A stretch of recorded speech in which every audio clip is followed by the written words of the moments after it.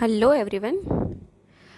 Today we are going to start our subject EPG, that's electrical power generation. As the subject's name implies, electrical power generation એટલે કે આ સબ્જેક્ટમાં તમારે કઈ રીતે આપણે પાવરને જનરેટ કરી શકીએ છીએ તે આપણે જોવાનું છે, રાઈટ. તો પહેલાં તો છે આપણે થોડુંક સબ્જેક્ટનું બ્રીફિંગ જોઈએ. તો પાવર સ્ટેશન એટલે શું? તો આપણે આપણા ડેઈલી રૂટીનમાં, ડેઈલી લાઈફમાં ઘણા બધા મોસ્ટલી ઇક્વિપમેન્ટ્સ એવા જ વાપરીએ છીએ કે જે ઇલેક્ટ્રિસિટી પર વર્ક કરે છે. તો વિદ્યુત ઉર્જા આવે છે ક્યાંથી? ઇલેક્ટ્રિસિટી આવે છે ક્યાંથી? તો એની માટે એને આપણે ક્યાંકથી ઉત્પન્ન કરવી પડતી હશે. So the place where we can generate the electric energy is known as power station. એટલે કે પાવર સ્ટેશન એ એક એવી જગ્યા છે કે જ્યાંથી આપણે છે એ ઇલેક્ટ્રિસિટીને એટલે કે ઇલેક્ટ્રિક એનર્જીને જનરેટ કરી શકીએ છીએ, રાઈટ. હવે તો તરત જ પાછળ એક બીજો ક્વેશ્ચન માર્ક આવે. શું? તો કે અહીં એક વર્ડ વપરાયો છે જનરેશન, રાઈટ, એટલે કે ઉત્પન્ન કરવું. હવે ઉર્જા સંરક્ષણનો નિયમ એટલે કે એનર્જી કન્ઝર્વેશન લો શું બતાવે છે? તો કે the law of conservation of energy states that energy can neither be created nor destroyed, only converted from one form of energy to another. એટલે કે ઉર્જા સંરક્ષણનો નિયમ શું બતાવે છે કે ક્યારેય કોઈ પણ ઉર્જાને ઉત્પન્ન કરી શકાતી નથી કે તેનો નાશ કરી શકાતો નથી. ઉર્જાનું માત્ર એક સ્વરૂપમાંથી બીજા સ્વરૂપમાં રૂપાંતરણ કરી શકાય છે. તો પછી આપણને પ્રશ્ન એમ થાય કે તો પછી અહીં કેમ આપણે છે એ જનરેશન એવો વર્ડ યુઝ કરેલો છે, રાઈટ. તો બેઝિકલી જે આપણે પાવર સ્ટેશન ભણવાના છીએ તેમાં હંમેશા એક પ્રકારની ઉર્જાનું બીજા પ્રકારની ઉર્જામાં રૂપાંતરણ થશે, રાઈટ. એક પ્રકારની જે ઉર્જા છે તેનું બીજા પ્રકારની ઉર્જામાં શું થશે? કન્વર્ઝન થશે. એટલે કે કોઈ પણ ઉર્જા ઉત્પન્ન થશે તેમ આપણે નહીં કહી શકીએ, રાઈટ. હવે તો પછી એક પ્રશ્ન આપણને થવો જોઈએ કે આપણે સૂર્ય છે તેને ઉર્જાનો સૌથી મોટો સ્ત્રોત માનીએ છીએ. તો પછી ત્યાં ક્યાંથી ઉર્જા આવતી હશે? કારણ કે જો આમાંથી કોઈ પણ એક સ્ટેટમેન્ટ છે એ સાચું પડી જાય તો આપણો ઉર્જા સંરક્ષણનો નિયમ છે તે ખોટો પડે. પરંતુ સૂર્યની આપણે વાત કરીએ તો સૂર્ય પર વિપુલ પ્રમાણમાં, પુષ્કળ પ્રમાણમાં હાઇડ્રોજન ગેસ રહેલો છે, હાઇડ્રોજન વાયુ રહેલો છે, રાઈટ. તો હાઇડ્રોજન વાયુ રહેલો છે તો એટલે શું થાય કે it is surrounded by hydrogen. એટલે ત્યાં છે એ હાઇડ્રોજનનું સતત હિલિયમમાં રૂપાંતર થાય છે, જે પ્રક્રિયાને ન્યુક્લિયર ફિશન કહેવામાં આવે છે, જે છે એ આપણે ભણશું આગળના ચેપ્ટર્સમાં. તો હાઇડ્રોજનનું સતત હિલિયમમાં રૂપાંતર થાય છે. એ પ્રક્રિયા દરમિયાન આપણને ગરમી અને પ્રકાશ મળે છે, રાઈટ. એટલા માટે હવે આ ટૂંકમાં ત્યાં પણ શું થાય છે કે જે હાઇડ્રોજનની રાસાયણિક ઉર્જા છે તેનું છે એ ઉષ્મા શક્તિમાં રૂપાંતર થાય છે અને પ્રકાશ ઉર્જામાં રૂપાંતર થાય છે. What I mean to say કે ત્યાં સૂર્ય પર પણ ઉર્જા ઉત્પન્ન થતી નથી, રાઈટ. ત્યાં પર ઉર્જાનું શું થાય છે? એક બીજા સ્વરૂપમાં રૂપાંતરણ થાય છે, રાઈટ. હવે નેક્સ્ટ જોઈએ તો ઘણા બધા પ્રકારના પાવર સ્ટેશનો આવેલા છે, જેમ કે hydro power station, thermal power station, diesel power station, nuclear power station, right. અને આપણે છે એ તો પછી આ જે પાવર સ્ટેશન છે તેના પ્રકાર કઈ રીતે પાડવામાં આવે છે? તો કે according to the materials used.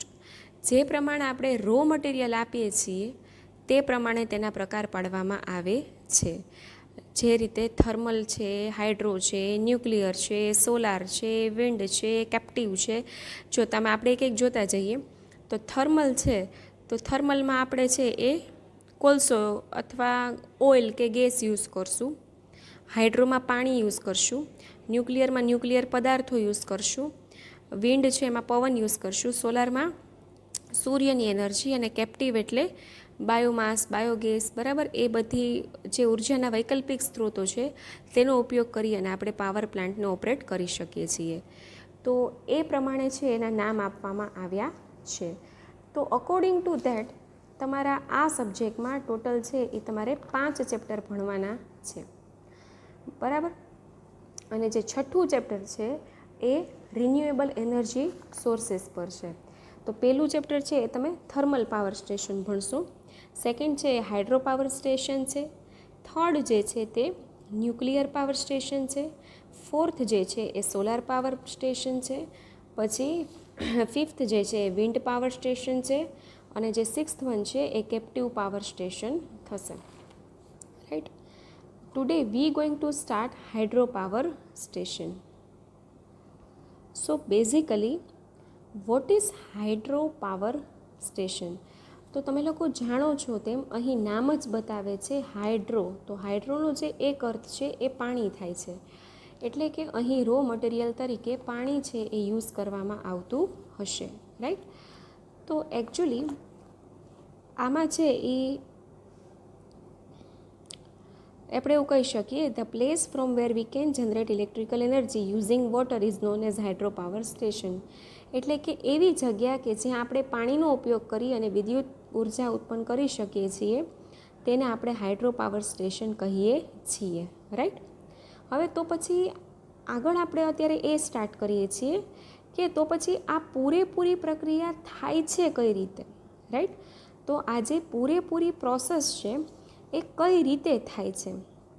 જો નીચે બ્લોક ડાયાગ્રામ આપેલો છે, દરેક બ્લોક ડાયાગ્રામ હશે, દરેક પાવર સ્ટેશન એમાં અમુક જે સ્ટેપ્સ છે એ ફિક્સ હશે, રાઈટ. એ જોઈએ આપણે. જુઓ, તમને જેમ અહીં બ્લોક ડાયાગ્રામમાં દેખાય છે એ રીતે સૌથી પહેલાં છે એ જુઓ, ઉપર એક પર્વત જેવું દોરેલું છે, ત્યાં છે એ ડેમ બાંધેલો છે આડે, રાઈટ. નીચે જે એરો કરીને છે તે દરેક એનર્જીના ઉર્જાના રૂપાંતરણ છે, કન્વર્જન્સ છે, બરાબર. તો કઈ રીતે થશે? ઉપરનું જે ડેમથી પાણી, પેનસ્ટોક એટલે આપણે આગળ ભણશું, એક પાણીની પાઇપ હોય એનાથી એને નીચે લાવ્યા, ટર્બાઇનને ધક્કો માર્યો અને અલ્ટરનેટર. હા, તો અલ્ટરનેટર શું છે? અલ્ટરનેટર જે છે એ એસી જનરેટર છે. અલ્ટરનેટરને જ્યારે મિકેનિકલ એનર્જી એટલે કે યાંત્રિક ઉર્જા આપવામાં આવે છે ત્યારે તે તેનું વિદ્યુત ઉર્જામાં રૂપાંતરણ કરે છે. હવે આપણે ડિટેલમાં જોઈએ આખું. તો ઊંચા પર્વત પર કોઈ સરોવર છે સપોઝ, હવે તેનું પાણી છે એ તમને ઊંચા પર્વત પર એટલે પૃથ્વીની સપાટીથી થોડુંક હાઇટ ઉપર રહેલું હશે, ઊંચાઈ પર રહેલું હશે, એટલે તમે લોકો જાણો છો તેમ તેમાં છે એ સ્થિતિ ઉર્જા આવેલી હશે, રાઈટ. હવે એ સ્થિતિ ઉર્જા એટલે પહેલું જે સ્ટેજ છે એ થશે પોટેન્શિયલ એનર્જી અર્થાત સ્થિતિ ઉર્જા. હવે આ પાણી છે એને આપણે ગતિમાં નહીં લાવીએ ત્યાં સુધી કાંઈ થશે નહીં, એટલે પહેલાં આપણે એને પેનસ્ટોક એટલે કે પાઇપ દ્વારા નીચે લાવશું, રાઈટ. નીચે લાવશું. હવે ટર્બાઇન છે એ શું છે? તો કે નીચે લાવશું એટલે પહેલાં પાણી સ્થિતિ ઉર્જામાં હતું, એમાંથી પાણી શેમાં આવી ગયું? હવે ગતિ ઉર્જામાં, રાઈટ. તો પાણી છે એનું કન્વર્ઝન ડાયરેક્ટ થઈ ગયું સ્થિતિ ઉર્જામાંથી ગતિ ઉર્જામાં. હવે ટર્બાઇન રાખેલું હશે. આ જે ટર્બાઇન છે એનું કામ શું છે કે જ્યારે એની પર ગતિથી પાણી પડે એટલે એ ગોળ ગોળ ફરે, એની જે મુવમેન્ટ થાય એટલે આપણને યાંત્રિક ઉર્જા મળી જાય, રાઈટ. તો આ યાંત્રિક ઉર્જા જે મળી, હવે ઓલ્ટરનેટર ટર્બાઇન પછીનું છે એ સ્ટેપ હશે. એટલે અલ્ટરનેટરનું કામ શું છે કે જ્યારે પણ એને યાંત્રિક ઉર્જા મળે ત્યારે તે તેનું વિદ્યુત ઉર્જામાં રૂપાંતર કરી આપશે, એટલે લાસ્ટમાં તમને આઉટપુટ તરીકે વિદ્યુત ઉર્જા મળશે. એટલે કે જો આપણે આખું કન્વર્ઝન જોઈએ તો ઊંચા પર્વત પરનું જે સરોવરનું પાણી છે તેમાં સૌથી પહેલાં હશે સ્થિતિ ઉર્જા, પછી એને છે એ જ્યારે તમે પૃથ્વીની સપાટીથી નીચે લાવશો પાઇપ દ્વારા ત્યારે છે એ જે સ્થિતિ ઉર્જા છે એનું ગતિ ઉર્જામાં રૂપાંતરણ થશે. ત્યારબાદ એ છે વોટર ટર્બાઇનમાંથી પસાર થશે, એટલા માટે એ જે વોટર ટર્બાઇનમાંથી પાસ થશે એટલે એની જે ગતિ ઉર્જા છે એનું યાંત્રિક ઉર્જા એટલે કે મિકેનિકલ એનર્જીમાં કન્વર્ઝન થશે, અને એની સાથે ઓલ્ટરનેટર કનેક્ટ કરેલું હશે એટલે તે તેનાથી યાંત્રિક ઉર્જા એટલે કે મિકેનિકલ એનર્જીમાં કન્વર્ટ થઈ જશે, રાઈટ. હવે અહીં એક વસ્તુ એ જોવા જેવી છે કે જ્યારે કોઈ પણ વસ્તુ ગતિમાં હોય તો આપણે એમ કહીએ છીએ કે ગતિ ઉર્જા ધરાવે છે, તો ટર્બાઇન પણ ગતિમાં છે તો એને કેમ મિકેનિકલ એનર્જી કીધી. તો જુઓ, જ્યારે કોઈ વસ્તુનો ફરવાનો જે વે છે એ નિશ્ચિત હોય, જ્યારે કોઈ પણ મશીન છે એનો ફરવાનો વે નિશ્ચિત હોય ત્યારે છે એ આપણે એને મિકેનિકલ એનર્જી કહીએ છીએ. જ્યારે કોઈ પણ વસ્તુ ગતિમાં હોય પણ એની મૂવમેન્ટ, એની ગતિ કઈ દિશામાં થશે એ નિશ્ચિત ન હોય ત્યારે આપણે તેને ગતિ ઉર્જા કહીએ છીએ. લાઈક પાણી જે આવ્યું ઉપરથી એ આપણે શું કર્યું કે એનો કોઈ ફરવાનો મતલબ કે એની કોઈ મૂવમેન્ટ નિશ્ચિત ન હોય એટલે ગતિ ઉર્જા, પણ ટર્બાઇન છે એની ફરવાનો રસ્તો નિશ્ચિત હોય એટલે એ માટે તે યાંત્રિક ઉર્જા થશે.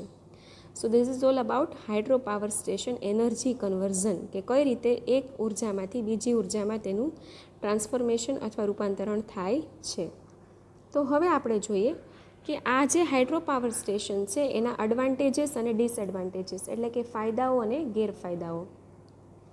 હવે તમે જોઈ શકો છો એમ આ પ્રકારનું જે પાવર સ્ટેશન છે તેમાં કોઈ પણ પ્રકારનું ફ્યુલ એટલે કે બળતણ વપરાતું નથી. જ્યારે થર્મલમાં કોલસો વપરાશે, ન્યુક્લિયરમાં ન્યુક્લિયર પદાર્થો વપરાશે, પરંતુ ડીઝલ પાવર સ્ટેશનમાં ડીઝલ વપરાશે, પરંતુ હાઇડ્રો પાવર સ્ટેશનમાં કોઈ પણ પ્રકારનું બળતણ વપરાતું નથી. રાઈટ? એટલા માટે તેની જે ઓપરેટિંગ કોસ્ટ છે એ ઓછી છે, કારણ કે જો તમે ફ્યુલ મગાવો તો એની કોસ્ટ પણ તમારે ટોટલ હાઇડ્રો પાવર સ્ટેશનની કોસ્ટમાં એડ કરવી પડે, એટલે એની જે કોસ્ટ છે એ ઓછી છે. અને ફ્યુલ નથી એટલે એની હેરાફેરી માટેની જે હેન્ડલિંગ કોસ્ટ જે છે એ પણ, અને ટ્રાન્સપોર્ટેશન કરીએ એ પણ ખર્ચ લાગતો નથી. એ સિવાય એમાં છે એ આમાં મેન્ટેનન્સ ખર્ચ પણ ખૂબ ઓછો છે, કારણ કે બહુ જ સરળ પ્રકારનું પાવર સ્ટેશન છે, તેમાં વધારે પડતા ઇક્વિપમેન્ટ્સ આપણે યુઝ કરતા નથી. રાઈટ? એના પછી ઇક્વિપમેન્ટ ઓછા છે એટલે સ્ટેન્ડ બાય લેસ ઓછો છે. સ્ટેન્ડ બાય લોસ એટલે દરેક ઇક્વિપમેન્ટ દ્વારા અપાતો ઇન્ડિવિડ્યુઅલ લોસ, એટલે ઇક્વિપમેન્ટ્સ ટોટલ જ ઓછા છે માટે દરેક ઇક્વિપમેન્ટ્સનો સ્ટેન્ડ બાય લોસ જે છે એ કેવો થશે? ઓછો. રાઈટ? હવે તમને ખ્યાલ છે કે ઇક્વિપમેન્ટ ઓછા હોવાના લીધે જે નાનું બિલ્ડિંગ જોઈએ છે જેથી ખર્ચ ઓછો થાય છે. રાઈટ? જે બિલ્ડિંગ છે એ આપણે કેવું જોઈએ છે? એકદમ નાનું બિલ્ડિંગ કયો કે ભાઈ તમે છે એ કહી શકો કે પ્લાન્ટ આપણે છે એ બહુ ઓછી જગ્યામાં આપણે એને ઇન્સ્ટોલ કરીએ છીએ, એટલા માટે એનો જે ખર્ચ છે એ ઓછો થાય છે. પછી પ્લાન્ટને આપણે છે એ જલ્દીથી ચાલુ અને બંધ કરી શકીએ છીએ. પછી નથી ધૂળ હોતી, નથી ધુમાડો, રજકણ કાંઈ પણ હોતું નથી, એટલે વાતાવરણનું પ્રદૂષણ થતું નથી. રાઈટ? એના પછી આનો સૌથી મોટો ફાયદો, જો તમે ઘણી વખત ડેમે જતા હશો કે સરદાર સરોવર આપણે જતા હોઈએ છીએ ફરવા માટે, ટૂંકમાં ત્યાં શું હોય કે હાઇડ્રો પાવર સ્ટેશન છે તેમાં સરકાર ટિકિટ અમુક માઇનોર રાખી દે, તો એ ટિકિટનું જે કલેક્શન થાય રૂપિયાનું એમાંથી મેન્ટેનન્સ કરી શકે. જ્યારે કોઈ દિવસ આપણે કોઈ બીજા પાવર સ્ટેશને ફરવા માટે નથી જતા, એટલે કે આ એક પ્રકારનું એવું પાવર સ્ટેશન છે કે તે પાવર સ્ટેશન તો છે જ, એ ઉપરાંત તેમાં પૂર છે એનું નિયંત્રણ થઈ શકે છે, સિંચાઈ યોજના આપણે આમાંથી કરી શકીએ છીએ. બરાબર? એટલે કે મલ્ટીપર્પઝ સ્કીમ છે. મલ્ટીપર્પઝ સ્કીમ એટલે એક જ સ્કીમમાંથી, એક જ યોજનામાંથી ઘણા બધા હેતુઓ આપણે મેળવી શકીએ છીએ. એ હેતુઓ, એક તો હાઇડ્રો પાવર સ્ટેશન છે એટલે આપણે ત્યાંથી પાણીની મદદથી ઇલેક્ટ્રિસિટી મેળવી શકશું. એ સિવાય જોઈએ તો આપણે જે છે એ ઇલેક્ટ્રિસિટી મેળવી અને એના પછી આપણે પૂર નિયંત્રણ ત્યાંથી કરી શકશું, સિંચાઈ આપણે મેળવી શકશું. એટલા માટે કહી શકાય તે મલ્ટીપર્પઝ સ્કીમ છે. રાઈટ? બહુહેતુક યોજના જેને આપણે કહી શકીએ. એક જ યોજનામાંથી ઘણી બધી યોજનાઓ આપણે પૂરી કરી શકીએ છીએ. એ સિવાય પ્લાન્ટ એકદમ સરળ છે, એટલા માટે જે હાયર સ્કિલ્ડ એન્જિનિયર્સ છે એની જરૂર પડતી નથી. એટલા માટે ઓપરેટિંગ કોસ્ટ જે છે that is very law. Right? Operating cost પણ અતિશય ઓછો હોય છે. અને જે પાવર સ્ટેશન છે એની લાઈફ, એની જે લાઈફ સાયકલ કહીએ, એટલે કે એક વખત, બે વખત, 3 વખત, 4 વખત જેટલી પણ વખત તમે ઇલેક્ટ્રિસિટી મેળવવા માંગો તે સેમ પ્લાન્ટમાંથી તમે અચીવ કરી શકો છો. સો this all are the advantages of hydro power station. જુઓ કઈ રીતે. સૌથી પહેલાં તો એમાં કોઈ પણ પ્રકારનું બળતણ વપરાતું નથી, એટલા માટે ઓપરેટિંગ કોસ્ટ ઓછી, અને એ સિવાય ટ્રાન્સપોર્ટેશન ખર્ચ લાગતો નથી. પછી ધૂળ, રજકડ, ધુમાડો કાંઈ પણ ઉત્પન્ન થતું નથી, માટે વાતાવરણનું પ્રદૂષણ થતું નથી. એ સિવાય તમે કહી શકો કે ઇક્વિપમેન્ટ્સ ઓછા છે, એટલે સ્ટેન્ડ બાય લોસ પણ કેવો થશે? ઓછો. પછી પ્લાન્ટ બહુ નાની જગ્યામાં આવી જાય છે, એટલે બિલ્ડિંગનો ખર્ચ પણ ઓછો થશે, ફટાફટ આપણે એને ચાલુ બંધ કરી શકશું. પછી એન્જિનિયર્સ ઓછા જોશે, એટલા માટે સ્કિલ્ડ એન્જિનિયર્સ ઓછા જોશે, એટલે ઓપરેટિંગ ખર્ચમાં ઘટાડો થાય છે. અને તે મલ્ટીપર્પઝ સ્કીમ છે, એટલે કે બહુ હેતુક યોજના છે. એક જ સ્કીમથી તમે ઘણી બધી વસ્તુ લાઈક તમે પૂર નિયંત્રણ, સિંચાઈ, પછી મનોરંજનનું સ્થળ ઘણું બધું ત્યાં વિકસાવી શકો છો. તો હવે આપણે તેના ડિસએડવાન્ટેજીસ એટલે કે ગેરફાયદાઓ જોઈએ. તો જુઓ, સૌથી પહેલાં જ્યારે આપણે હાઇડ્રો પાવર સ્ટેશન તૈયાર કરીએ ત્યારે છે એ આપણે એકદમ જાયન્ટ વિશાળ ડેમ, પાઇપલાઇન વગેરે બાંધવા પડે છે. આથી સ્ટાર્ટિંગમાં સિવિલ એન્જિનિયરને ઘણું બધું કામ કરવું પડે છે. માટે જે પ્રાઇમરી કોસ્ટ કહીએ, એટલે કે જ્યારે આપણે છે એ બંધને બાંધીએ છીએ તે પ્રાથમિક ખર્ચ ઘણો વધારે આવે છે, રાઈટ.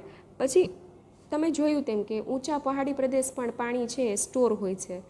તો સામાન્યતઃ જે છે એ આવી યોજના પહાડી પ્રદેશમાં ઊંડાણમાં હોય છે. આથી ત્યાં પહોંચવા માટે આપણે છે એ શું કરવું પડે છે કે શરૂઆતમાં રોડ બાંધવો પડે છે. એટલે શરૂઆતનું જે એ બધું મટીરિયલ ત્યાં પહોંચાડવું પડે રોડ બાંધવા માટે, એટલે ટ્રાન્સપોર્ટેશન ખર્ચ વધારે આવે છે. પછી એ સિવાય પાવર એકવાર ચલો પ્રોડ્યુસ તો થઈ ગયો, પછી યુટિલાઇઝેશન માટે આપણે એને ગામમાં મોકલવો પડશે. તો એ બંને જગ્યાઓ છે એ દૂર હોવાથી જે ટ્રાન્સમિશન લાઇન, તમે લોકો જે રસ્તામાં જતા હો છો ને જે તાર જુઓ છો ને, ટ્રાન્સમિશન લાઇન કહેવાય, કે જ્યાંથી છે એ પાવર એક જગ્યાએથી બીજી જગ્યાએ પહોંચાડી શકાય છે. તો જે ટ્રાન્સમિશન લાઇનનો ખર્ચ છે એ વધારે આવે છે, કારણ કે પાવર સ્ટેશનથી જે પાવર યુટિલાઇઝેશનની જગ્યા છે એ ઘણી દૂર છે. એ સિવાય આ પ્રકારની યોજના છે ને પૂરો થતાં સમય ઘણો લાગે છે, રાઈટ. એટલે ઘણીવાર શું થાય કે એક વસ્તુ એડ કરતાં ખર્ચો બહુ વધી જાય છે. અને એ સિવાય સૌથી મોટો ડ્રોબેક શું છે તો કે પૂરેપૂરું જે પાવર સ્ટેશન છે એ પાણીના જથ્થા પર આધારિત છે, રાઈટ. પ્લાન્ટની કેપેસિટી છે એ સરોવરના પાણીના જથ્થા પર આધારિત છે. એટલે કોઈ વાર દાખલા તરીકે ચોમાસું છે એ સક્સેસફુલ ના ગયું તો સરોવરમાં પાણીની આવક ઓછી થાય, તો પ્લાન્ટની કેપેસિટી ઓછી થઈ જશે. પૂરેપૂરું હાઇડ્રો પાવર સ્ટેશન છે એ ચોમાસા પર આધારિત છે, કારણ કે પાણી ત્યારે જ વધારે આવી શકશે. એટલે ક્યારેય ચોમાસું વીક ગયું તો શું થશે કે ચોમાસું વીક ગયું તો આપણને લોકોને આ યોજના પૂરી થવામાં વાર લાગશે, આ યોજના નિષ્ફળ થઈ જશે, રાઈટ. તો આ હતા એના ગેરફાયદાઓ અથવા કહી શકાય ડિસએડવાન્ટેજીસ. કયા કે સૌથી પહેલાં વિશાળ ડેમ અથવા પાઇપલાઇનો બાંધવા પડે છે, માટે સ્ટાર્ટિંગમાં છે એ શરૂઆતમાં સિવિલ એન્જિનિયરે ઘણું કાર્ય કરવું પડે છે, માટે પ્રાથમિક ખર્ચ ઘણો વધારે આવે છે. પછી આવી જે યોજનાઓ છે એ પહાડી પ્રદેશમાં ઊંડાણમાં હોય છે, એટલે શરૂઆતમાં આપણે ત્યાં પહોંચવા માટે રસ્તાઓ બાંધવા પડે છે. એટલા માટે જે રસ્તા બાંધવાનો ખર્ચ જે છે એ વધારે આવે છે, માટે અને બધું જ મટીરિયલ પહોંચાડવાનું હોવાથી શરૂઆતનો ટ્રાન્સપોર્ટેશન ખર્ચ વધારે આવે છે. એના પછી પાવર સ્ટેશનની જે યુટિલાઇઝેશનની જગ્યા કરતાં દૂર આવેલી હોવાને લીધે ટ્રાન્સમિશન લાઇનનો ખર્ચ પણ વધારે આવે છે. આ પ્રકારની યોજનાને પૂરી થતાં ઘણો સમય લાગે છે, એટલે ઘણી વખત આપણે ધારેલા ખર્ચ કરતાં ખર્ચ પણ ઘણો વધી જાય છે. એ સિવાય પ્લાન્ટની કેપેસિટી એ સરોવરના પાણીના જથ્થા પર આધારિત છે. કોઈવાર ચોમાસું નિષ્ફળ જાય તો સરોવરમાં પાણી છે એ ઓછું રહે છે, અથવા તો પ્લાન્ટની કેપેસિટીમાં ઘટાડો થઈ જાય છે. Next point is selection of site. હવે કોઈપણ પાવર સ્ટેશન છે એ તમે ગમે તે જગ્યાએ શરૂ કરી શકતા નથી. તમારે છે એ તેની માટે સ્પેશિયલ પ્રકારના સ્થળની જગ્યાની પસંદગી કરવી પડે છે, રાઈટ. એવું નથી કે ભાઈ ચલો ગમે ત્યાં જગ્યા લીધી અને કોઈ પણ પ્રકારના પાવર સ્ટેશન બાંધી લીધા. તો આ જે સાઇટ ઓફ સિલેક્શન છે એટલે કે સ્થળની પસંદગી એ કરતી વખતે કયા કયા મુદ્દાઓ ધ્યાનમાં રાખવા જોઈએ? તો જુઓ, સૌથી પહેલો, હાઇડ્રો પાવર સ્ટેશનમાં સૌથી બેઝિક નીડ જે છે, મૂળભૂત જે જરૂરિયાત છે એ શેની છે? તો કે એ પાણીની છે. એટલે પાણીનો જથ્થો આપણને આખા વર્ષ દરમિયાન મળી રહે એ જરૂરી છે, પરંતુ આ જથ્થો અમુક ઊંચાઈથી વધારે ઊંચાઈ પર મળવો જોઈએ. કારણ કે જેટલી ઊંચાઈ વધારે થશે તેટલો જ આપણે છે એ સ્થિતિમાંથી ગતિ ઉર્જા વધારે મળશે, એટલે ટર્બાઇનને ફોર્સથી ધક્કો લાગશે અને એટલી વધારે ઇલેક્ટ્રિકલ એનર્જી પ્રોડ્યુસ થશે, રાઈટ? એટલે પાવર વધારે મળશે. એટલે આપણે એવી જગ્યા સિલેક્ટ કરવી જોઈએ કે જ્યાં પાણીનો જથ્થો આપણને આખા વર્ષ દરમિયાન મળી રહે અને અમુક ઊંચાઈ પર આ જથ્થો સંગ્રહિત હોય, જેથી આપણે વધારે પ્રમાણમાં પાવરને પ્રોડ્યુસ કરી શકીએ. એના પછી આવશે સેકન્ડ. હવે હા, તમને બે શબ્દોથી મારે પરિચિત કરવાના છે. એક છે સરોવર, એટલે કે એને આપણે ઇંગ્લિશમાં કહીએ છીએ રેઝર્વોયર, અને બીજું છે કેચમેન્ટ એરિયા. તો રેઝર્વોયર અને કેચમેન્ટ એરિયા એ બંનેમાં તફાવત શું છે? આ ક્વેશ્ચન છે એ ઘણી વખત એક્ઝામમાં પૂછાય છે કે what is the difference between catchment area and reservoir. તો કેચમેન્ટ એરિયા એટલે તમને સાવ સીધી આ રીતે કહું તો આપણે ચોમાસું આવે તો આપણે પ્લાન ના કર્યો હોય કાંઈ, પણ મતલબ કેવું હોય કે ઘણીવાર વરસાદની તીવ્રતા પરથી ખાડા ખબડા કે ગમે એમાં પાણી ભરાઈ જતું હોય, આપણે ક્યાંય પ્લાનિંગથી ખાડો ન કરેલો હોય, રાઈટ? બરાબર. તો એ જે કુદરતી રીતે બની જાય, આપણું કોઈ પ્લાનિંગ ન હોય, તો એ છે એ કુદરત સર્જિત છે. ને ભૌગોલિક પરિસ્થિતિ એટલે વરસાદ કોઈ સાઈડ વધારે હોય, કોઈ સાઈડ ઓછો હોય, કોઈ દિશામાં વધારે હોય, ઓછો હોય, તે તીવ્રતાના આધારે જે બને છે નાળા ઝરણા, એને શું કહેવામાં આવે છે? Catchment area. જ્યારે રેઝર્વોયર એટલે આપણે પહેલેથી છે એ ડિસાઇડ કરેલું હોય છે રેઝર્વોયરમાં કે આપણે છે એ અહીંયા પાણીને સ્ટોરેજ કરશું, એટલે નદીની આડે બંધ બાંધી અને પહેલાં ડેમની ઉપરની બાજુ સરોવર બનાવશું અને પછી છે એ આપણે ત્યાં છે એ રેઝર્વોયર એ માનવ સર્જિત છે, આપણે સ્ટોરેજના ઇન્ટેન્શનથી જ એ કરેલું હોય છે, રાઈટ?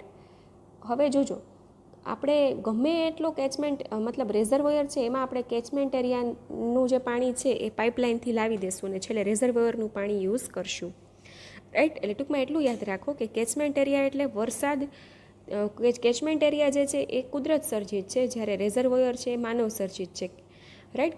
કેચમેન્ટ એરિયા એટલે જ્યારે પણ ચોમાસા દરમિયાન વરસાદનું પાણી ઝરણા, નાળા વગેરે મારફતે સરોવરમાં આવે ત્યારે છે એ શું બને છે? Catchment area. જ્યારે રેઝર્વોયર એટલે શું? તો કે નદીની આડે બંધ બાંધી, ડેમ બાંધી અને આપણે જે પાણી ઈરાદાપૂર્વક જે સંગ્રહ કરીએ છીએ તેને આપણે કહીએ છીએ રેઝર્વોયર, રાઈટ? તો રિઝર્વોયર છે એ માનવ સર્જિત છે, રાઈટ? તો હવે બીજો પોઈન્ટ જોઈએ કે નદીની આડે આપણે બંધ બાંધીએ ત્યારે શું બને છે? સરોવર બને છે. હવે આપણે છે એ એવી જગ્યા આપણે સિલેક્ટ કરવી જોઈએ કે જ્યાં આપણને વધારેમાં વધારે પ્રકારના કેચમેન્ટ એરિયા મળે. શું કામ? કારણ કે કેચમેન્ટ એરિયાનું પાણી આપણે છેલ્લે તો પાઇપથી શેમાં લાવવાના છીએ? સરોવરમાં જ. એટલે આપણને આપણા પાવર જનરેશન માટે વધારે પ્રકારનું પાણી પ્રાપ્ય થાય. એટલા માટે આપણે શું કરવું જોઈએ? તો કે આપણે એવી જ જગ્યાએ પાવર સ્ટેશન બનાવવું જોઈએ કે જ્યાં આપણને વધારે પ્રકારના કેચમેન્ટ એરિયા પ્રોડ્યુસ થઈ શકે. એટલે કેચમેન્ટ એરિયા વધારે બને એટલે શું થાય? તો કે બધું પાણી રેઝર્વોયરમાં છેલ્લે આપણને મળી જાય, રાઈટ? પછી એના પછી અને હા, એક વાત ખાસ ધ્યાનમાં રાખજો કે કેચમેન્ટ એરિયાનું પાણી છે ક્યારેય આપણે ડાયરેક્ટલી યુઝ કરી શકતા નથી પાવર જનરેશન માટે. એને હંમેશા પહેલાં પાઇપ દ્વારા રેઝર્વોયરમાં લાવવામાં આવે છે, કારણ કે કેચમેન્ટ એરિયામાં કેવું થશે કે વરસાદથી કોઈક જગ્યાએ વધારે પાણી ભરાય, કોઈક જગ્યાએ પાણીનો જથ્થો નિશ્ચિત રહેશે નહીં. એટલા માટે આપણે રેઝર્વોયર અથવા સરોવરમાં પહેલાં પાણી લાવી અને એને શું કરશું? એક જગ્યાએ લાવી પાણીનો જથ્થો સરખો કરી અને પછી આપણે આખી વસ્તુ બનાવશું. એના પછી નદીની આડે બંધ બાંધી અને પાણી સરોવરમાં પાણી એકઠું કરવામાં આવે છે. હવે આ બંધનો ખર્ચ ઘણો હોય છે, આથી બંધની લંબાઈ જેટલી બને તેટલી ઓછી હોવી જોઈએ, બરાબર છે? એટલે શું થાય છે? તો કે બંધની લંબાઈ છે એ ઓછામાં ઓછી એટલા માટે રાખવાની કારણ કે બંધ છે એ વન ટાઈમ ઇન્સ્ટોલેશન ટાઈપનું છે, કારણ કે એક વખત કરીએ ત્યાં જ ખર્ચો વધારે આવે છે. એટલે જો બંધની લંબાઈ વધારે હશે તો તો શું થશે, પાણી આપણે ઓછું એકઠું કરી શકશું. એટલે બંધની લંબાઈ જેટલી વધારે, બંધ એટલે પાણીને સ્ટોર કરવા માટેની એક આડચ, એટલે એ જેટલી ઓછી હશે એટલું પાણી વધારે સ્ટોર થઈ શકશે, રાઈટ. તેના પછી ડેમના બાંધકામ માટે આપણને છે એ ડેમને આપણે જમીનમાં ખૂં પાડવું હોય તો એને નીચે આપણે કેમ કોઈ મકાન બનાવતા હોઈએ તો મકાનના આપણે કહીએ કે પાયા એકદમ મજબૂત હોવા જોઈએ, કારણ કે આખું બિલ્ડિંગ છે એ શેના પર આધારિત હોય, તો કે આખું જે બિલ્ડિંગ છે તે શેના પર આધારિત હોય, તો કે એ નીચેના પાયા પર આધારિત છે. તો તે જ રીતે ડેમ છે એ નીચેના જમીનની અંદરના પાયા પર આધારિત છે, રાઈટ. તો ડેમના બાંધકામ માટે વિરાટ પાયાની જરૂર પડે. આ પાયા માટે અમુક ઊંડાએ ખડક મળવા જોઈએ, જેથી તેના ઉપર બંધનું કામ થઈ શકે, રાઈટ. અને આમ જમીનમાં પૂરતી ઊંડાએ રોક બોટમ મળવી જોઈએ. રોક બોટમ એટલે બની શકે તેટલું નીચે, બોટમ એટલે નીચે અને રોક એટલે ખડક. બની શકે તેટલો નીચેના વિસ્તારમાં આપણને ખડકો પ્રાપ્ય હોવા જોઈએ. શક્ય તેટલા નીચેના વિસ્તારમાં શું હોવા જોઈએ, ખડકો પ્રાપ્ય હોવા જોઈએ. એટલે શું થાય કે જે ડેમ છે તે એકદમ વ્યવસ્થિત રીતે મજબૂત રીતે બંધાઈ શકે. તેના પછી આપણને ખ્યાલ છે તે રીતે બંધ તથા પાવર હાઉસના નિર્માણ માટે આપણને પુષ્કળ પ્રમાણમાં રેતી, સિમેન્ટ, કપચી, પથ્થર, લોખંડ બધાની જરૂર પડશે.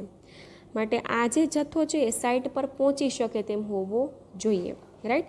એટલે કે સાઇટ કેવી હોવી જોઈએ, એક્સેસિબલ હોવી જોઈએ. અને વચ્ચે છે એ રોડ્સ હોવા જોઈએ, કારણ કે જો ગામથી અતિશય દૂર હશે તો ઘણી વખત વચ્ચે રોડ છે એ બનેલા હોતા નથી, એટલે રોડ જે છે તે વચ્ચે થઈ શકે તે રીતે હોવા જોઈએ. પછી નદીના મુખ્ય પ્રવાહની આડે બંધ બાંધવામાં આવે છે. આ સમગ્ર બંધકામ દરમિયાન પાણીના આ પ્રવાહને બીજી દિશામાં વાળવો જરૂરી છે, બરાબર. કારણ કે કોઈ વાર એક ડાયરેક્શનમાં વરસાદ વધારે પડ્યો, કોઈ વાર કોઈ બીજી ડાયરેક્શનમાં વરસાદ વધારે પડ્યો, તો એટલા માટે આપણે છે એ એવી જ રીતે રાખવાનું કે બને એટલો તો આપણે વચ્ચેથી છે એ નદીના પ્રવાહને કોઈ પણ બીજી ડાયરેક્શનમાં ટર્ન કરી શકીએ, રાઈટ. અને એટલે મુખ્ય પ્રવાહને બદલવાનું શક્ય બને અને તે પણ એકદમ ઓછા કોસ્ટમાં, ઓછા ખર્ચમાં, રાઈટ. તો આ જે પોઈન્ટ્સ હતા એ બધા હતા સાઇટ સિલેક્શન, એટલે કે હાઇડ્રો પાવર સ્ટેશનનું સ્થળની પસંદગી કેવી રીતે કરવી જોઈએ. હવે આપણે ભણશું હાઇડ્રો પાવર સ્ટેશનનું ક્લાસિફિકેશન, એટલે કે વર્ગીકરણ. હાઇડ્રો પાવર સ્ટેશનનું વર્ગીકરણ આપણે ભણવાનું છે. તો હાઇડ્રો પાવર સ્ટેશનને આપણે ટોટલ જે છે એ 4 રીતે વર્ગીકૃત કરી શકીએ છીએ, બરાબર. એમાં સૌથી પહેલું અને સૌથી મહત્ત્વનું વર્ગીકરણ છે તે છે હેડને આધારે વર્ગીકરણ. હવે તમારી માટે આ શબ્દ નવો છે, હેડ એટલે શું એકચ્યુઅલી, રાઈટ. તો હેડ, પહેલાં તો હેડ એટલે શું તે જ આપણે પહેલાં સમજવું જરૂરી છે. તો ડેમમાં જે પાણીનું લેવલ છે અને પાવર હાઉસમાં ટર્બાઇનના લેવલના તફાવતને હેડ કહે છે, રાઈટ. ડેમમાં પાણીનું લેવલ અને પાવર હાઉસમાં જે ટર્બાઇનના લેવલના તફાવતને હેડ કહે છે, રાઈટ. આ હેડના આધારે, હેડ એટલે એક જાતની હાઇટ અથવા ઊંચાઈ, હેડ એટલે એક જાતની હાઇટ અથવા ઊંચાઈ, રાઈટ. તો જે છે એ પાણીનું લેવલ અને પાવર હાઉસમાં ટર્બાઇનના લેવલના તફાવતને હેડ કહે છે. હવે એ હેડ એટલે કે ઊંચાઈના આધારે તેને આપણે 3 રીતે વર્ગીકૃત કરીએ છીએ: હાઈ હેડ પ્લાન્ટ, મીડિયમ હેડ પ્લાન્ટ અને લો હેડ પ્લાન્ટ. તો હાઈ હેડ પ્લાન્ટ એટલે જે પ્લાન્ટમાં હેડ 300 મીટરથી વધારે હોય તે પ્લાન્ટને હાઈ હેડ પ્લાન્ટ કહે છે, રાઈટ. પછી મીડિયમ એટલે જે પ્લાન્ટમાં હેડ 60 મીટર અને 300 મીટરની વચ્ચે હોય તે પ્લાન્ટને મીડિયમ હેડ પ્લાન્ટ કહે છે. અને લો હેડ પ્લાન્ટ એટલે જે પ્લાન્ટમાં હેડ જે છે એ 60 મીટરથી ઓછો હોય તેને લો હેડ પ્લાન્ટ કહે છે. હાઈ હેડ એટલે 300થી વધારે, મીડિયમ એટલે 60 અને 300ની વચ્ચે, લો એટલે 60 મીટરથી ઓછો. અહીં મીટર એકમ આપણે લેવાનું છે. તેના પછી જે બીજું વર્ગીકરણ છે તે છે પાણીની પરિસ્થિતિના આધારે વર્ગીકરણ. એટલે શું? તો કે ભાઈ ઘણી જગ્યાએ પાણી છે એનો પ્રવાહ કોન્સ્ટન્ટ રહેતો હોય, ઘણી જગ્યાએ છે વરસાદ ઓછો પડતો હોય તો ત્યાં આપણે પાણી સ્ટોર કરીને રાખતા હોય તો પાણીનો જથ્થો થતો હોય, રાઈટ. તો પેલું છે પાણીના પ્રવાહ પર આધારિત યોજના. તો આ પ્રકારની જે સ્કીમ છે તેમાં જે આસપાસ જે નદી આવેલી છે તેમાં પૂરતા આખા વર્ષ દરમિયાન પાણી વહે છે અને તેનો ઉપયોગ આપણે પાવર જનરેશન માટે કરીએ છીએ, રાઈટ. તેમાં આપણને સ્ટોરેજની વધારે પડતી જરૂર પડતી નથી, એટલે એને રન ઓફ રિવર પ્લાન્ટ કહેવાય કે જ્યારે રન કરવો હોય ત્યારે તમે એને કરી શકો છો. સેકન્ડ જે છે તે છે પાણીના જથ્થા પર આધારિત યોજના.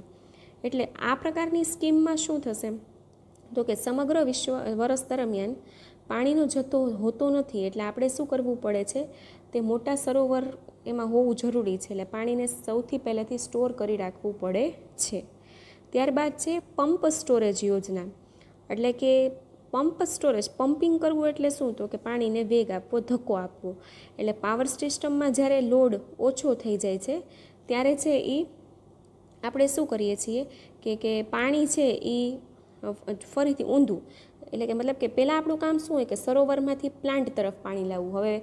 હવે છે ઘણીવાર લોડ ઓછો થઈ જાય તો ત્યારે પાવર સ્ટેશન છે એનું ટર્બાઇન ખરાબ ન થઈ જાય એટલા માટે આપણે શું કરવું પડે છે ઊંધી દિશામાં, એટલે કે પ્લાન્ટથી સરોવર તરફ પાણી લઈ જવું પડે છે. તો ત્યારે જે છે એ આપણે પંપનો યુઝ કરીએ છીએ. એટલે શું થશે કે પંપનો યુઝ કરશે એટલે ફરીથી છે એ રેઝર્વોયરનું પાણી ઉપયોગમાં લઈ શકશો અને લોડ એકદમ વ્યવસ્થિત સેટ થઈ જશે. તો આને કહેવાય છે પંપ સ્ટોરેજ યોજના, કે જેમાં ઓલરેડી પંપ રાખેલો હોય છે, રાઈટ. અને એમાં ઓલ્ટરનેટર સિંક્રોનસ મોટર પણ સાથે હોય છે. થર્ડ જે ક્લાસિફિકેશન છે એ છે ઓપરેશન આધારે, રાઈટ. તો ઓપરેશન એટલે કઈ રીતે તો કે ભાઈ મેન્યુઅલ અને ઓટોમેટિક પ્લાન્ટ.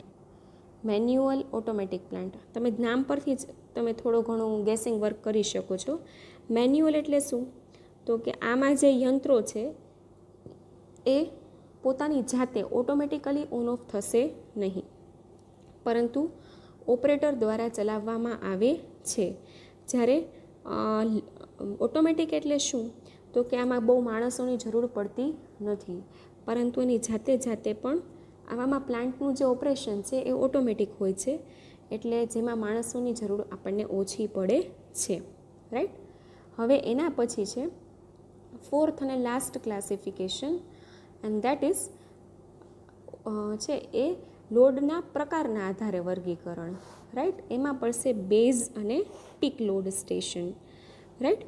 એટલે કે બેઝ લોડ સ્ટેશન એટલે શું તો કે એ છે એ આખા વર્ષ દરમિયાન શું રહે છે ચાલુ રહે છે, બરાબર. બધા લોડ સ્ટેશન એવા નથી હોતા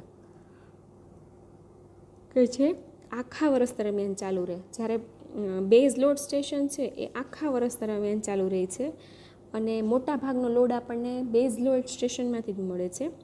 અને તેમાં છે આપણે જે આની પહેલાંનું વર્ગીકરણ જોયું તેમાંથી પાણીની પરિસ્થિતિને આધારે જે જોયું તેમાં પાણીના પ્રવાહ જે છે એટલે રન ઓફ રિવર પ્લાન્ટ હમણાં જોયું કે જ્યાં 12 માસ પાણી રહેતું હોય એવી જગ્યાએ આ પ્લાન્ટ્સ ચાલી શકે છે, સ્ટોરેજ પર નથી ચાલી શકતા, રાઈટ. જ્યારે પીક લોડ સ્ટેશન એટલે શું તો કે ભાઈ એવા પાવર સ્ટેશન કે જેને અમુક સમય દરમિયાન ચાલુ કરી શકાય છે અને અમુક સમય દરમિયાન તેને બંધ રાખીએ છીએ, એની કેપેસિટી એટલી વધારે હોતી નથી, બરાબર. એટલે આવા જે જનરલી પાવર સ્ટેશન્સ છે તે ક્યાં યુઝ કરવામાં આવે છે તો કે જ્યાં પાણી પૂરતા જથ્થામાં આપણને મળી શકતું નથી ત્યાં છે એ આપણે પીક લોડ સ્ટેશનને ચલાવીએ છીએ, રાઈટ.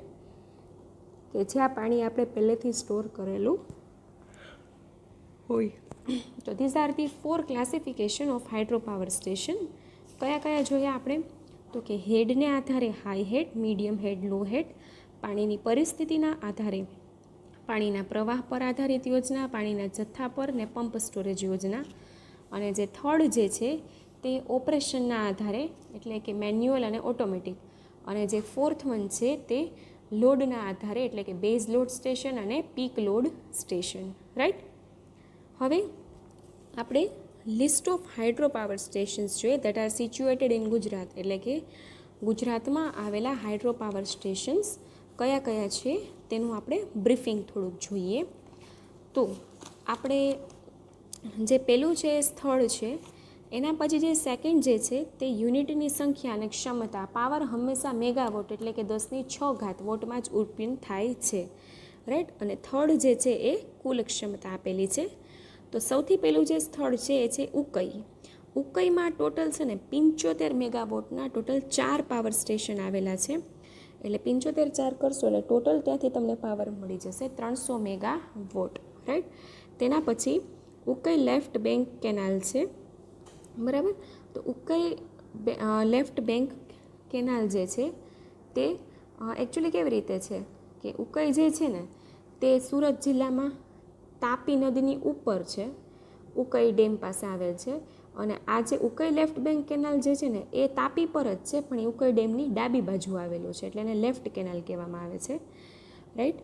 અહીંયા છે એ 2.2 યુનિટ છે અને 2.5 મેગાવોટની ક્ષમતા છે, એટલે ટોટલ તમને 5 મેગાવોટનું પાવર ઇન્ડ્યુસ થતું મળશે. એના પછી કડાણા પાવર સ્ટેશન જે છે એ પંચમહાલ જિલ્લામાં છે, મહી નદી પર. હંમેશા કોઈ નદી પર જ હશે, રાઈટ. તો મહી નદી પરના કડાણા ડેમ પાસે છે, બરાબર. પંચમહાલ જિલ્લામાં મહી નદી પરના કડાણા ડેમ પાસે આવેલ છે. એમાં 60 મેગાવોટનો એક એમ ટોટલ 4 હાઇડ્રો ટર્બાઇન છે, રાઈટ. એટલે એની કુલ કેપેસિટી થશે 240 મેગાવોટ. એના પછી છે પાનમ કેનાલ મિની હાઇડ્રો. આ પાવર સ્ટેશન પણ પંચમહાલ જિલ્લામાં પાનમ ડેમ પાસે આવેલ છે. તેમાં ટોટલ 2 યુનિટ છે 1 મેગાવોટના, એટલે ટોટલ તમારો પાવર 2 મેગાવોટ થશે. અને સૌથી જાણીતો આપણો સરદાર સરોવર યોજના અર્થાત સરદાર સરોવર પ્રોજેક્ટ, એમાં એ ક્યાં આવેલું છે? આ છે આ બંધ નર્મદા નદી પર આવેલો છે. નર્મદા નદી પર સરદાર સરોવર ડેમ બાંધવામાં આવ્યો છે. આ જે બંધ છે એ વિશ્વનો 3જા નંબરનો ડેમ છે. ટોટલ તેમાં 2 હાઇડ્રો પાવર સ્ટેશન છે. એક જે છે એ 1200 મેગાવોટનું રિવર બેડ પાવર હાઉસ અને એક છે 250 મેગાવોટનું કેનાલ હેડ પાવર હાઉસ. હવે એમાંથી જે પાવર જનરેટ થાય છે સરદાર સરોવરમાંથી, જે ગુજરાતનો અત્યારે સૌથી મોટો પ્રોજેક્ટ છે, તેમાંથી 57% મધ્યપ્રદેશને મળે છે, 27% મહારાષ્ટ્રને અને 16% ગુજરાત રાજ્યને આપણે આપીએ છીએ. આ બધા જ પાવર સ્ટેશનની જો તમે કેલ્ક્યુલેશનનો ટોટલ એડિશન કરો તો તમને 779 મેગાવોટ જેવો પાવર મળશે. ટૂંકમાં હાઇડ્રો પાવર સ્ટેશનમાં ખર્ચ પણ ઓછો છે, ઇન્સ્ટોલેશન ઇઝી છે, ઓપરેશન ઇઝી છે, પણ સામે કેપેસિટી પણ થોડીક ઓછી થશે. So this is all about hydro power station. તો આપણે આ લેક્ચરમાં hydro power station chapter start કર્યું. તેમાં સૌથી પહેલાં તેનો બ્લોક ડાયાગ્રામ, તેના પછી તેના ફાયદાઓ, ગેરફાયદાઓ, સ્થળની પસંદગી અને વર્ગીકરણ, અને ત્યારબાદ આપણે ગુજરાતમાં આવેલા અલગ અલગ હાઇડ્રો પાવર સ્ટેશન વિશે માહિતી મેળવી. Thank you.